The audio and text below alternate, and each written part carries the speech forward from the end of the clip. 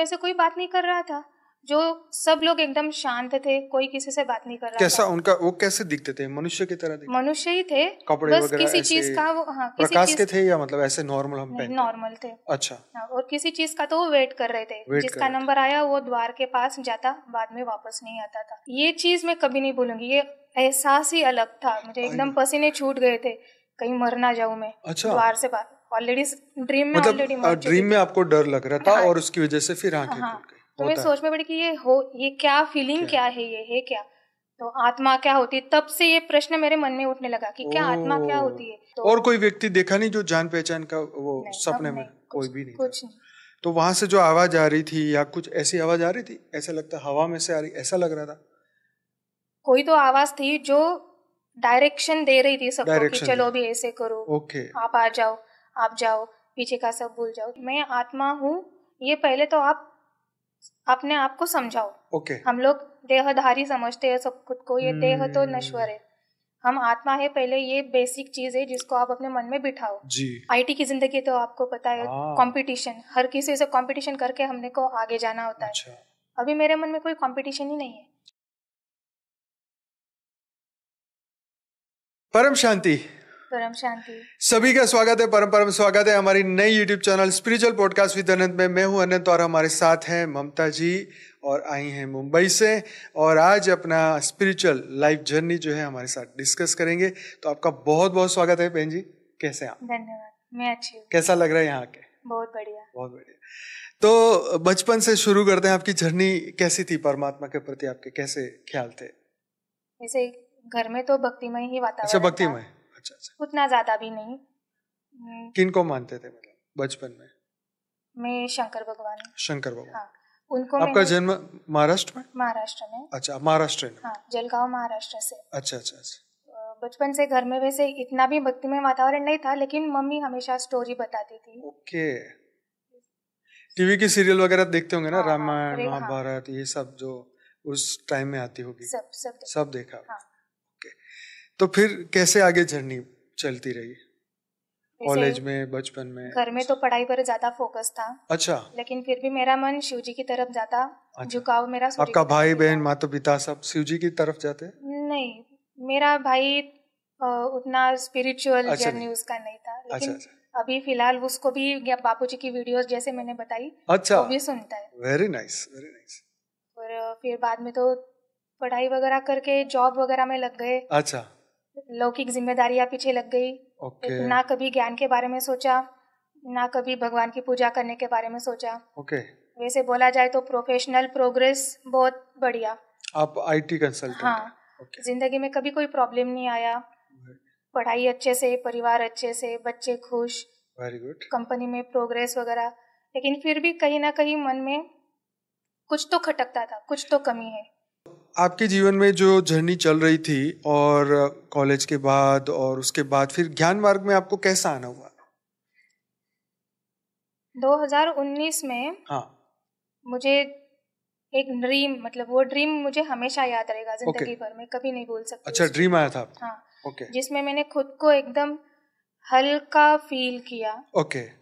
बापूजी के भाषा में बोले तो सोल जैसा, लाइट सोल रहता, उस तरह से मैंने फील किया। जी जी जी। मुझे जाना तो था ऊपर, लेकिन नीचे सब मन अटका हुआ था, तो मैं ऊपर नहीं जा रही थी। ओके। लेकिन मतलब आपको ड्रीम में ऐसा लग रहा था? ड्रीम में ऐसा लगा आपकी कि अंदर से इच्छा थी कि हाँ, ऊपर जाना है, ऐसे सोच रहे थे आप? मैं जा रही थी, मैं जा रहे थे? और मतलब मैं उड़ रही थी। ओके। सोल एकदम हल्का हल्का मुझे महसूस हो रहा था, लेकिन बच्चों के प्रति झुकाव मुझे ऊपर उठने नहीं दे रहा था। अच्छा। फिर मैंने देखा कि बाकी के परिवार वालों ने बच्चों का ख्याल रखना शुरू कर दिया, तो मैं खुशी बच्चे से। छोटे थे आपके? हाँ, बच्चे छोटे थे। ओके। तो मैं खुशी से ऊपर गई। फिर ऊपर जाने के बाद अलग ही कोई दिख नहीं रहा था, जाए कहाँ, समझ नहीं रहा है। तो ऐसे में मुझे एक महाद्वार, द्वार जैसे बोलते हैं हम लोग, वो द्वार दिखा जहाँ पे कुछ लोग नंबर लगाकर खड़े थे। अच्छा। तो मैं सोची ये दिख तो कुछ नहीं रहा है, कोई नहीं रहा, चलो कम से कम इनको पूछ लेते। वहां जाने के बाद मैंने उनसे पूछा कि क्या, क्यों रुके हैं आप सब लोग यहाँ। उनमें से कोई बात नहीं कर रहा था। जो सब लोग एकदम शांत थे, कोई किसी से बात नहीं कर रहा कैसा था। उनका वो कैसे दिखते थे? मनुष्य की तरह दिखते? मनुष्य ही थे, कपड़े बस वगैरह किसी ऐसे चीज का वो, हाँ, किसी प्रकाश चीज के थे या मतलब ऐसे नॉर्मल हम नहीं, पहनते? नॉर्मल थे। अच्छा, हाँ, और किसी चीज का तो वो वेट कर रहे थे, वेट जिसका कर रहे थे। नंबर आया वो द्वार के पास जाता, बाद में वापस नहीं आता था। अच्छा, फिर मेरा चौथा नंबर था सपने में। ओके। तो मैं देख रही थी, मुझे डर भी लग रहा था कि मैं जाऊंगी तो क्या होगा, अंदर हाँ। क्या हो रहा है कुछ समझ में नहीं आ रहा। जैसे ही मैं अंदर गई, वहां पे उन्होंने मुझे बोला कि देखो अभी जो भी है माया वगैरह सब झटको, जो भी तुम्हारा था सब नीचे छूट गया, आगे का प्रवास के लिए अभी आप तैयार रहो। अच्छा, तो मुझे एकदम धड़कने मेरी तेज हो गई नींद अच्छा, में। एक सेकेंड, आपने ऐसा कभी सपना कोई पिक्चर में देखा था? कभी नहीं, कभी नहीं। कभी नहीं। मैं फिर क्या हुआ? फिर मुझे वो द्वार के बाहर पैर रखने के लिए बहुत सोचना पड़ रहा था, तो वो मुझे पीछे से फोर्स कर रहे थे कि जाओ जल्दी, आप पीछे भी बहुत लोग वेट अच्छा, कर रहे। वेट कर रहे हैं, ओके। जैसे ही मैंने पैर बाहर डाला मेरी आँख खुल गई, क्योंकि मुझे अच्छा। डर लग रहा था हाँ, जाने डर को। लग रहा था, बराबर बराबर। ये चीज मैं कभी नहीं भूलूंगी, ये एहसास ही अलग था। मुझे एकदम पसीने छूट गए थे, कहीं मर ना जाऊं मैं। अच्छा। द्वार से बाहर ऑलरेडी ड्रीम में ऑलरेडी मर मतलब चुकी ड्रीम में थी। आपको डर लग रहा था हाँ, और उसकी वजह से फिर आंखें हाँ। खुल गई। तो मैं होता सोच में पड़ी कि ये क्या फीलिंग, क्या है, ये है क्या, तो आत्मा क्या होती है। तब से ये प्रश्न मेरे मन में उठने लगा कि क्या आत्मा क्या होती है, फिर मरने के बाद सच में ऐसा फील होता होगा क्या। ये क्वेरीज मेरे मन में इस ड्रीम के तो बाद वो आने लगी। सपना क्यों आया? वीडियो का टाइटल हम बनाएंगे ऐसा ही। हाँ, वो सपना क्यों आया? मुझे खुद को नहीं पता। वैसे तो मेरा जॉब चल रहा आपने था। किसी को पूछा? नहीं, किसी को कोई नहीं, ज्योतिष, कोई रिलेटिव? किसी को नहीं, कुछ को नहीं। आपने इसके बारे में किसी को बताया था? नहीं बताया? एक घर में मेरे हस्बैंड को बताया। अच्छा, तो वो बस बोले कि हाँ वो मन के भ्रम होते नहीं हैं। उस वक्त आपकी हाँ बच्चे थे तो हाँ, उस वक्त ओके। उस पर नया नया सासू जॉब था। माँ से या मदर से किसी नहीं, से? कुछ नहीं, कुछ नहीं। अच्छा, तो ये ड्रीम के बाद लेकिन मैं ज्ञान मार्ग में खींची चली आई, क्योंकि मन में सवाल उठे तो जवाब तो ढूंढने पड़ेंगे। अभी जवाब देने वाला भी तो कोई होना चाहिए। तो और कोई व्यक्ति देखा नहीं जो जान पहचान का? वो सपने में कोई भी नहीं कुछ था? नहीं।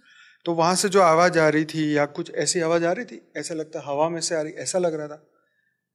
कोई तो आवाज थी जो डायरेक्शन दे रही थी सबको कि चलो अभी ऐसे करो, ओके, आप आ जाओ, आप जाओ, पीछे का सब भूल जाओ। कोई तो डायरेक्शन। तो उस वक्त आपको ऐसा मतलब जो आपके आसपास खड़े थे वो लोग कुछ बात कर रहे, ऐसा कुछ वो भी याद नहीं? सर जो भी बातें हो रही थी सब मन से हो रही। अच्छा, विचारों के हाँ, लेकिन मुझसे तो किसी ने बात नहीं की, मैं क्वेश्चन में पड़ गई मतलब थी। भारत वाले लोग थे या विदेश के लोग लाइन में थे, ऐसा कुछ?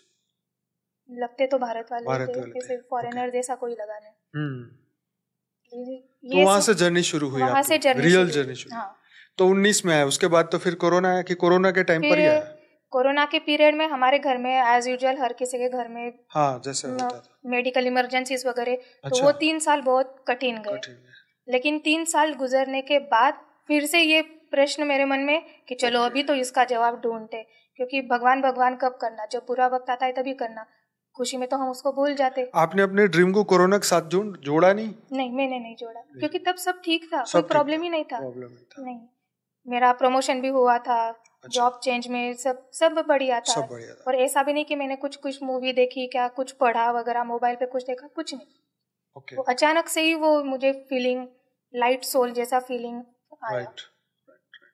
और जब बाबूजी के वीडियोस आए तो वो तो सब मेरे मन के कौन से साल में? पिछले साल आए इसी बाबूजी के वीडियोस? हाँ, 2024 से मैं आई हूँ। 24 से। ओके। तो फिर जब ज्ञान का आपने पहला वीडियो देखा तो आपके मन में क्या आया, क्या सोचा आपने? सबसे पहला वीडियो बाबूजी का ये था, आत्मस्वरूप बनो। अच्छा। तो मैं सोची यार भाई आत्मस्वरूप क्या होता है, चलो देखते हैं। हाँ। तो मैंने पूरा बाबूजी का वीडियो, आपका वो क्वेश्चन आंसर जो था बाबूजी के साथ पूरा देखा। अच्छा। तो उसमें मुझे समझा कि मैं आत्मा हूँ, ये पहले तो आप अपने आप को समझाओ। ओके। हम लोग देहधारी समझते हैं सब खुद को, ये देह तो नश्वर है, हम आत्मा है, पहले ये बेसिक चीज है जिसको आप अपने मन में बिठाओ जी। दूसरा, आत्मस्वरूप बनो मतलब आपका जो अलमाइटी ऑथोरिटी है उसके साथ आप कनेक्शन जोड़ो। अभी देखा जाए तो ये सुनने में तो समझ रहा है, लेकिन एक्चुअल करे कैसे नहीं समझ रहा था। वो समझने के लिए बाबूजी की अगली वीडियोस मैं देखने लग गई। ओके। तो धीरे धीरे समझ में आ गया कि परमात्मा अलमाइटी ऑथोरिटी जो है उसने ब्रह्मांड कैसे क्रिएट किया, निराकारी से आकारी रूप, आकारी से साकारी रूप। ये चीज़ें मुझे बहुत अच्छी लगने लगी, प्रश्न पढ़ने लगे, एक एक वीडियो में देखती गई। एक एक दिन में मैं 5-5, 7-7 वीडियो देख जाती थी, लिटरली नोट्स बनाती थी सारे चीज़ों का। और तब से थोड़ा थोड़ा चीज़ें समझने लगी। फिर आत्मस्वरूप बनने का मैं कोशिश करने लगी कि ध्यान करके बैठे, नहीं हो रहा था, मन शांत नहीं है। फिर उसी दौरान बाबूजी की एक और वीडियो आई कि मन, बुद्धि और संस्कार, कि आप मन को शांत कैसे करें। जब तक मन शांत नहीं, आप आत्मस्वरूप होने से तो रहे। फिर मन को शांत कैसे करें, तो उसके लिए उन्होंने उसमें बताया था कि पहले तो माफ करना सीखो, माफी मांगना सीखो। राइट। वैसे घर पे देखा जाए तो अभी एज अ मदर बच्चों पे बहुत बार हाथ उठ जाता है, गुस्सा हो जाता है, और बच्चों को मारने के बाद फिर अपने को ही बुरा लगता है। ऑब्वियसली। फिर बापूजी ने जैसे बोला था कि सामने वाला जो व्यक्ति है वो उसके कर्म बंधन के हिसाब से उसका बिहेवियर, उसका थॉट प्रोसेस लेके आया है, वो जैसा है उसको वैसा रहने दो ना, आप उसको बदलने मत जाओ। आप खुद को बदलो, स्व परिवर्तन, आत्म स्वरूप से स्व परिवर्तन जो बापूजी ने टर्म बोला, फिर वो मुझे बहुत भा गई कि हाँ मैं इनको जबरदस्ती क्यों कर रही हूँ कि ये करो वो करो, मेरे हिसाब से वो क्यों बिहेव करेंगे। बराबर। मैं पहले खुद को सुधरूं। फिर मैं शांत रहने की कोशिश करने लगी, जितना हो सके गुस्सा कम करने की कोशिश करने लगी। जब भी गुस्सा आए मैं पहले समझती हूँ कि अच्छा ये सामने वाला व्यक्ति किस हिसाब से सोच के बोल रहा है, उसकी भी तो बाजू सही हो सकती है, शायद मैं गलत हूँ। ऐसे दोनों तरफ से मैं समझने की कोशिश करने लगी। जहाँ पे लगा रिस्पॉन्स देना है वहाँ रिस्पॉन्स दे, जहाँ पे ना लगा वहाँ पे चुप्पी साध दो, जितना कम बोलो उतना अच्छा। ये मैंने बाबूजी से सीखा। तो जीवन में मजा आने लगा, मतलब ये करने से बहुत सुकून आया, शांति आई। वो आईटी की जिंदगी तो आपको पता है, कंपटीशन, हर किसी से कंपटीशन करके हमने को आगे जाना होता है। अच्छा। अभी मेरे मन में कोई कंपटीशन ही नहीं है, क्योंकि लौकिक जिम्मेदारियां जो है, जैसे बाबूजी ने बोला, आपकी जो भी रिस्पॉन्सिबिलिटीज है आप वो करो। बाबूजी आपको कभी ऐसा नहीं कहते कि सब लौकिक काम छोड़ के कुछ पहाड़ में जाओ तपस्या करने लगो, नहीं। जो आप कर्म बंधन आपके है वो पूरा करो, बराबर, लेकिन स्व परिवर्तन भी उसके साथ ट्राई करो, ताकि आपका जो सोल कॉन्शियसनेस है वो आप में आ जाए। मरने के बाद आपके पास वो चेतना जागृत रहे, आप कौन हो, आपका क्रिएटर कौन है, वहां तक आपको जाना है। Very nice. तो फिर मन में मतलब कोई वीडियो एक सब्जेक्ट के बाद दूसरा फिर ऐसे चलने लगा। मोक्ष और जीवन मुक्ति, ये सबसे बढ़िया वीडियो मुझे बापूजी का लगा। तब से मैं बहुत शांत हो गई वो सुन के। अच्छा। क्योंकि बचपन से मम्मी भी बताती थी मोक्ष के लिए प्रयत्न करना चाहिए। अभी मोक्ष समझता तो नहीं था, सनातन में तो सब लोग बोलते हैं। हाँ, लेकिन बापूजी ने जो बताया ब्रह्म ज्ञान की वीडियो में कि ज्ञानी आत्मा को क्या चाहिए, ज्ञानी आत्मा को मोक्ष कभी नहीं चाहिए, वो तो जीवन मुक्ति सोचेगा। मोक्ष मतलब अपना अस्तित्व पूरी तरह से उस क्रिएटर में विलीन कर देना, अपना अस्तित्व जो भी बीज रूप आत्मा है हम, उसका तो अस्तित्व कायम खत्म हो गया ना। बिल्कुल। सो जीवन मुक्ति के लिए प्रयत्न करना चाहिए। फिर उस हिसाब से मैंने बापूजी की सारी वीडियो देखी। अच्छा, जैसे भगवत गीता हो गया, कभी जीवन में ऐसे सुनने का ट्राई किया था पहले, या पढ़ने का, या ऐसा? सच बोलूं तो कभी नहीं, एक दो श्लोक बस आते थे। अच्छा। ऐसे पढ़ी कभी नहीं की। तो आत्मज्ञान के प्रति कभी बीके शिवानी को देखा, ब्रह्मा कुमारी को, या टीवी में ऐसा नहीं? वाणी या तो कभी नहीं देखी। नहीं, वाणी नहीं, वैसे नॉर्मल बीके शिवानी को आप टीवी में सुनते थे कभी?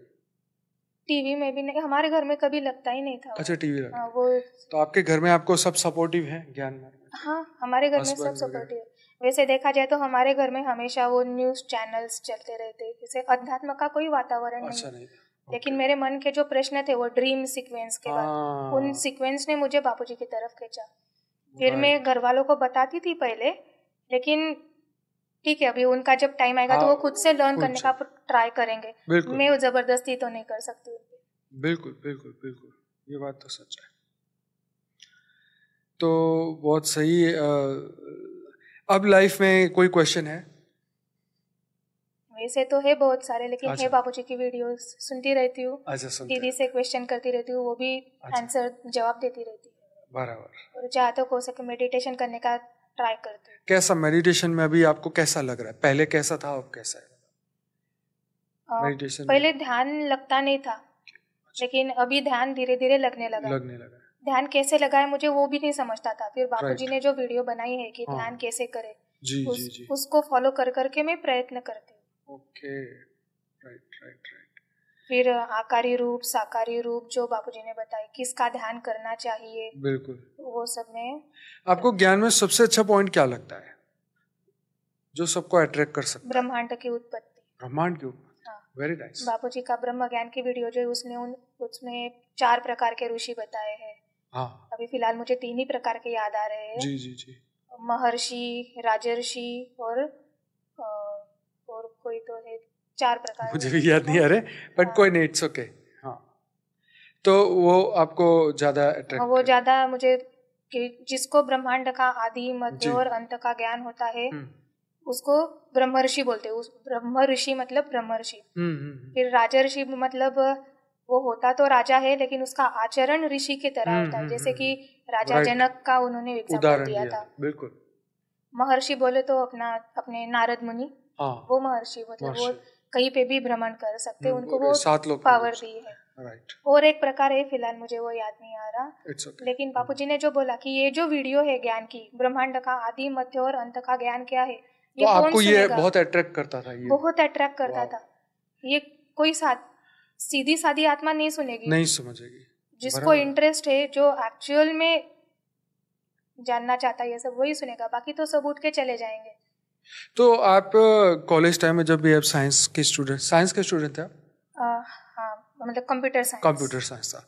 तो मतलब आपको उस वक्त नहीं ऐसा लग रहा था कि ब्रह्मांड किसने बनाया होगा, स्टार्स किसने बनाया? कभी नहीं। मेरी एक सपने में जिंदगी बदल दी। सपने में? अच्छा, अब ये यहाँ पर सबके मन में ये ख्याल आ रहा होगा कि ये सपना कहाँ से आया, है ना? तो यहाँ पे 2-3 पॉसिबिलिटी है जो मैं भी बात करता हूँ, फिर भी आप अपना कमेंट में लिखिएगा कि मनुष्य को सपने कहाँ से आते हैं, आप ये लिखिएगा। परंतु मैं अभी आपको इसका एक जवाब दूंगा जो शायद अभी हमने चर्चा नहीं किया कभी।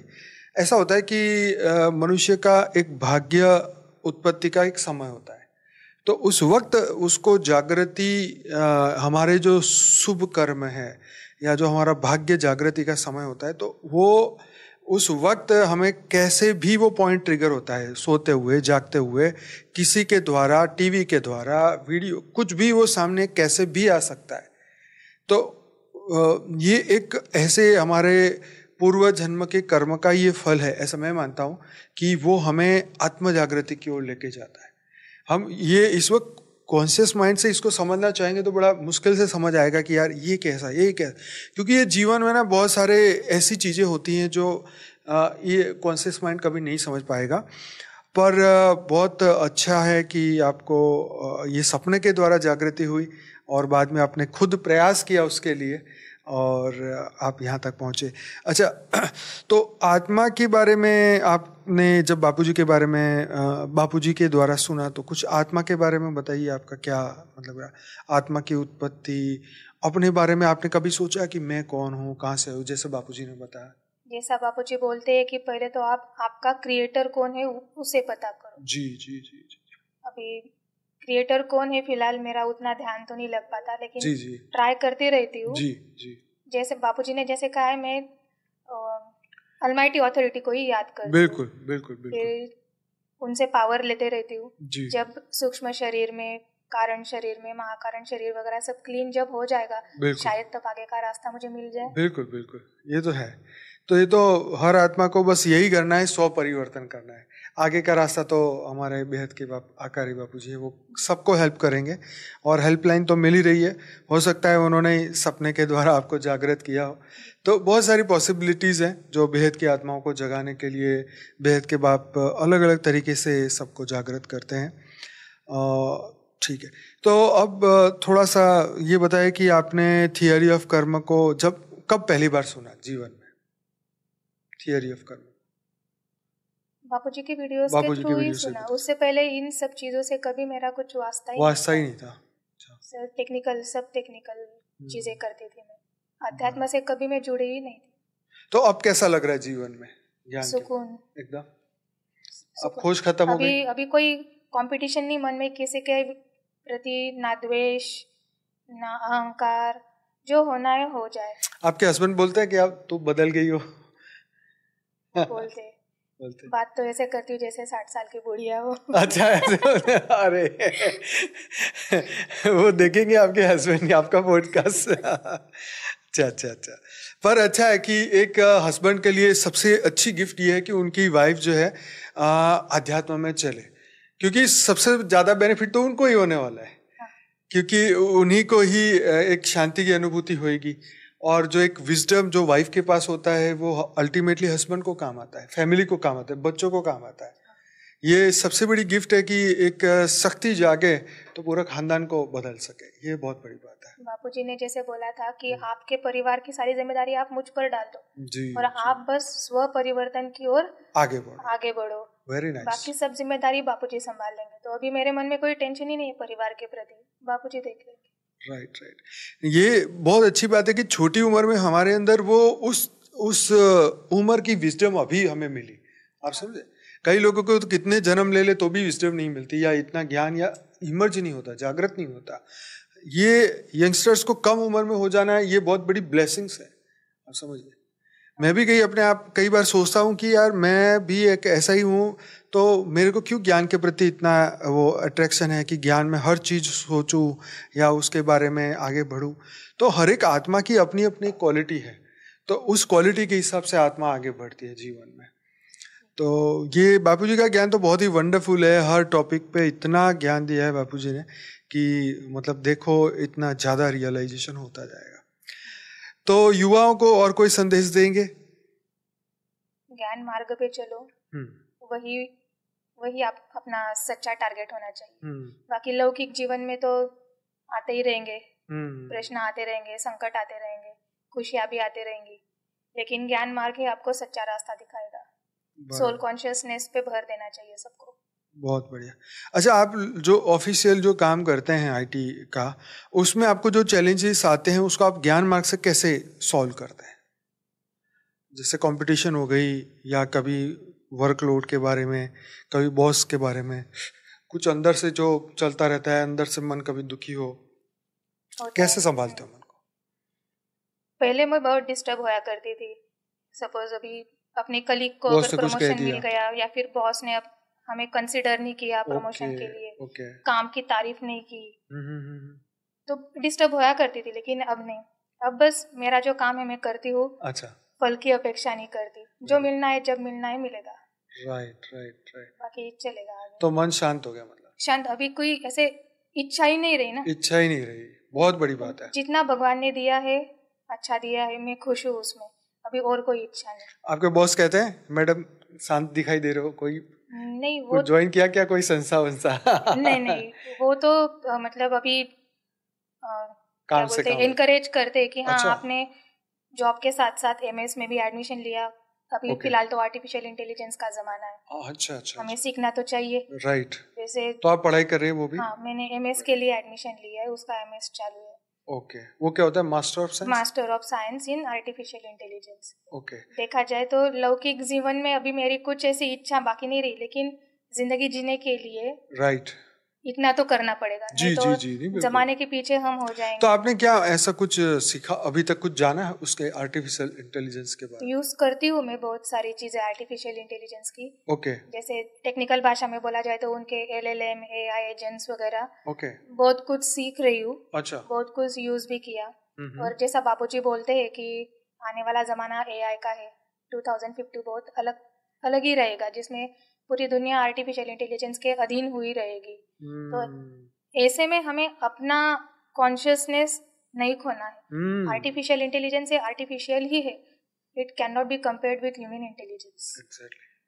इसलिए उसको यूज करो, लेकिन सोच समझ। आप AI को किस दृष्टि से देखते हैं? क्या आपको इस काम में मदद करता है वो? हाँ, करता है ऑफिस के काम में। AI मदद करता है, लेकिन फिर भी ह्यूमन इंटेलिजेंस के आगे तो वो हमेशा नीचे वाली सीढ़ी पे रहेगा। तो जैसे वो बोलते हैं कि नौकरी खा जाएगा ये वो, आपको क्या लगता है, होगा ऐसा? खाएगा कुछ पोस्ट, क्योंकि 100 लोगों का काम अगर एक मशीन 1 घंटे में कर देगी तो वो तो प्रॉब्लम होने वाली है। इसलिए लोगों को अपना वो जो एजुकेशन लेवल है वो भी अभी जमाने के हिसाब से अपडेट तो करना पड़ेगा। जिंदगी जीनी है तो आपके बिजनेस, धंधा, एजुकेशन, नौकरी, सब में आपको AI सीखना ही पड़ेगा, नहीं तो आप सर्वाइव नहीं करेंगे। जैसे हम मन में सोचते हैं ना, तू मेरी नौकरी छीनेगा, पहले मैं तेरे को देखती हूँ है ना? कि भाई तेरी स्टडी कर लेता हूँ, मैं देखता हूँ तेरे में क्या ताकत है ना?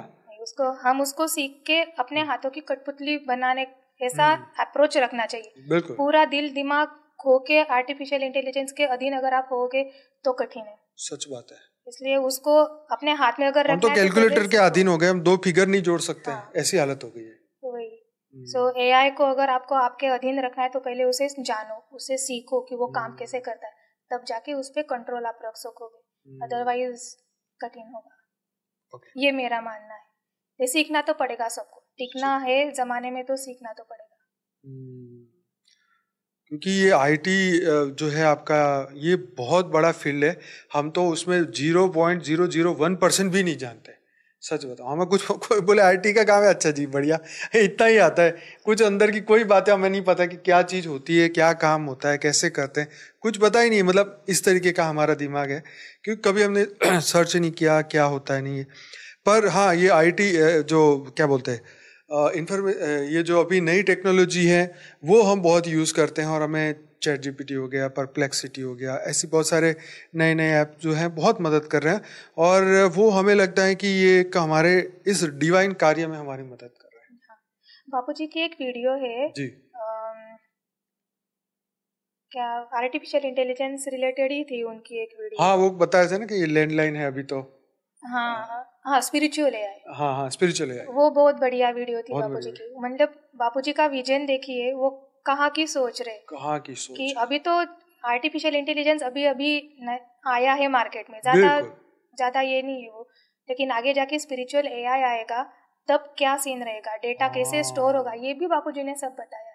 बराबर। मतलब उसका कनेक्शन डायरेक्ट अपना आकाश तत्व जो होता है, आकाश तत्व मतलब पूरा मेमोरी का भंडार, अपने अगले पिछले जन्म का सारा। आप तो देखिए बहुत कुछ आप इस फील्ड में हैं, आप जानते हैं, तो ये वीडियो सुनने के बाद आपको ऐसा लगता है कि ये कितने साल तक ये लोग कर देंगे, ऐसा कुछ लगता है आपको आइडिया कितने साल में? हाँ जी, आर्टिफिशियल इंटेलिजेंस। हाँ, जैसे वो बाबूजी बोलते हैं ब्लैक बॉक्स के अंदर सब डेटा फिल हो जाएगा। ये चीज आपको लगता है कि ये लोग कितने टाइम में कर सकते हैं, या कुछ इस पे रिसर्च कर रहे हैं? आपको कभी ऐसे न्यूज आर्टिकल ऐसे पर्सनली मिलते हो? काफी सारे प्रोजेक्ट चालू है, जैसे अपनी रिलायंस इंडस्ट्री जो है उनकी एक ब्रांच इसी प्रोजेक्ट पे काम कर रही है। अच्छा, तो वो क्या काम आने वाले जमाने में ये सब होगा। ओके, जल्दी हो सकता है। अच्छा, ओके। और जैसे बापूजी ने बोला, स्पिरिचुअल एआई अपने भारत के ही साइंटिस्ट बनाएंगे। हाँ, I am 100% sure it will happen. जी, बहुत ही बढ़िया बात है। तो ऐसी कोई मतलब आईटी फील्ड से रिलेटेड ऐसी कोई जानकारी आप हमें बताएं कि जो हम लोग नहीं जानते, एज ए सिंपल ह्यूमन हमें नहीं पता, जो आप कुछ जानते हो ऐसा स्पेशल, जो लोग सुने और थोड़ा वंडर हो जाए। एक ही बात बता सकती हूँ, as a technical person, artificial intelligence हो या कुछ भी प्रोग्राम हो, वो सब प्रोग्रामर के दिमाग की उपज होता है। हाँ, जिस तरीके से वो स्टेप्स लिखेगा वो प्रोग्राम उसी तरीके से बिहेव करेगा। इसलिए मैंने बोला कि आर्टिफिशियल इंटेलिजेंस जो है वो आपको आपके हाथ में लेना पड़ेगा।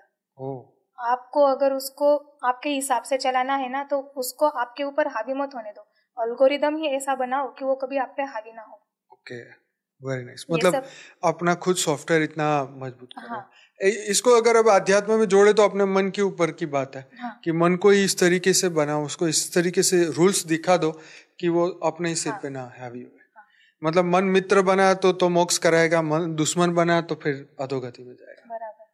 क्योंकि वो जो जनरेशन होता है क्रिएट करना, वो प्रोग्रामर मतलब ह्यूमंस के हाथ में है। वो तो आफ्टर ऑल मशीन है, जो जैसा हम उसको लिख के देंगे स्टेप्स, वो वैसा ही परफॉर्म करेगा। लेकिन ये लोग बोलते हैं ना कि वो मशीन ने अपनी मर्जी से बोल दिया मुझे बंद मत करना, मैं तुम्हारा डेटा लूं। ये क्या सच में होगा? मुझे तो बहुत संशय होता है। हो सकता है। उसके पास चेतना कहाँ से है ऐसा करने की? वो चेतना मतलब मॉडल्स रहते हैं आर्टिफिशियल इंटेलिजेंस के, डिफरेंट एआई एजेंट्स के, जो एलएलएम वगैरह मॉडल्स, जैसे मैं बोली, अलग अलग टेक्नोलॉजीज यूज करके वो ज़्यादा से ज़्यादा स्मार्ट फीचर्स उसमें इंक्लूड कराने का ट्राई करते हैं। लेकिन वो स्मार्ट फीचर्स इंक्लूड कराने के लिए उसको उतना डेटा भी सप्लाई वो करते हैं। जितना ज़्यादा डेटा आप सप्लाई करोगे उतना उसके हिसाब से वो क्या बोलते हैं उसको, डायग्राम बना के आपको रिजल्ट दे देगा। सो हो सकता है, एवरीथिंग इज पॉसिबल, बट फिर भी ये सब ह्यूमंस के हाथ में है। यही नहीं, वो तो मैं समझ गया, लेकिन वो अपनी चेतना से आपको ही बोल दे कि देख मैं तेरा डेटा लीक कर दूंगा, ऐसा भी पॉसिबल है? हो सकता है। आप मानते हैं इस बात को? हाँ, क्योंकि सब तो इन्फॉर्मेशन गूगल इंटरनेट पे अवेलेबल है। ओके। चलिए, ये तो थोड़ी दुनियादारी की बात और थोड़ी ये चीजें थी, पर अभी जीवन में कोई भय, कोई टेंशन, कोई स्ट्रेस? कुछ नहीं, एकदम परम शांति में, परम शांति, परम आनंद में। ये मेरा आखिरी जन्म है, ये मैंने अपने मन को समझा दिया। ओके, उस हिसाब से बापूजी के मार्ग पे चल रही। बहुत ही सही बात। ये बात बिल्कुल सच है कि जब हम अपने आप को प्रोग्राम करते हैं तो फिर माइंड ऐसे ही काम करने लगता है। और ये हमारे लिए बहुत अच्छी बात है कि हम अपने प्रोग्राम को, अपने माइंड को हर दिन ट्रेन करते रहे। ट्रेन करना बहुत जरूरी है। ट्रेन करते हैं हम अपने फ्री विल से। जैसा हमारा फ्री विल होगा ऐसा हम ट्रेन करेंगे। मान लीजिए कि कोई इच्छा जागृत हो गई, हमने कहा कि नहीं नहीं नहीं नहीं, ये रखो साइड में, पहले हम इच्छा के बारे में सोचेंगे, हम वो कामना के बारे में सोचेंगे, तो फिर मन उसमें एनग्रोस हो गया, मन उसमें बिजी हो गया, तो फिर वो स्पिरिचुअल की ओर नहीं बढ़ेगा। तो इसलिए अपना प्रोग्राम, अपनी कोडिंग डालो, अपने आत्मा के वो संकल्प करो, आत्मा जागृति के संकल्प करो, मन बुद्धि संस्कार अपने मुट्ठी में ले आओ, अपने प्रारब्ध को अपने हाथ में ले आओ। और फ्री विल सबसे पावरफुल है। आखिर फिर भी ये कहूँगा, फ्री विल की पावर सबसे ज़्यादा पावरफुल है, और फ्री विल चलता है हमारी आत्मा की पावर से, मन से नहीं। तो जिसका फ्री विल मन से चलता है वो हमेशा डाउन रहेगा, जिसका फ्री विल आत्मा से कनेक्टेड है वो हमेशा अप रहेगा। तो बहन जी, कुछ और कहना चाहेंगे जो मैंने नहीं पूछा? नहीं, बस बापूजी की वीडियो सुनो, ज्ञान मार्ग पे चलो, इतना ही बताऊंगी। जी जी, तो थैंक यू सो मच। बहुत अच्छा लगा आपसे बात करके और बहुत कुछ सीखने को भी मिला। और आपके जीवन में भी कोई ऐसा सपना आया हो, जरूर से वीडियो के नीचे कमेंट में लिखिए, और अगर अच्छा लगा है तो वीडियो लाइक करें, शेयर करें, कमेंट करें और दुनिया तक इस वीडियो को पहुंचाएं। तो ऐसे ही दिव्य आत्माएं हमारे पॉडकास्ट में आती रहेगी और नई नई चीज़ें आपको सीखने को मिलेगी। इसलिए हमारे साथ रहिए और आगे बढ़िए, विश्व में परम शांति फैलाने में हमारी मदद करें। बहुत बहुत धन्यवाद बहन जी। परम शांति। परम शांति। परम शांति सोचो, बोलो परम शांति। Join us daily for our morning live meditation, Monday to Saturday, 5:30 to 6:30 a.m. Join us daily for live meditation, 10 p.m. to 11 p.m. on YouTube Live. Subscribe now. Website www.paramshanti.org. Email us anand@paramshanti.org. Like, share, subscribe. Join today. बेहद की परम शांति सोचो।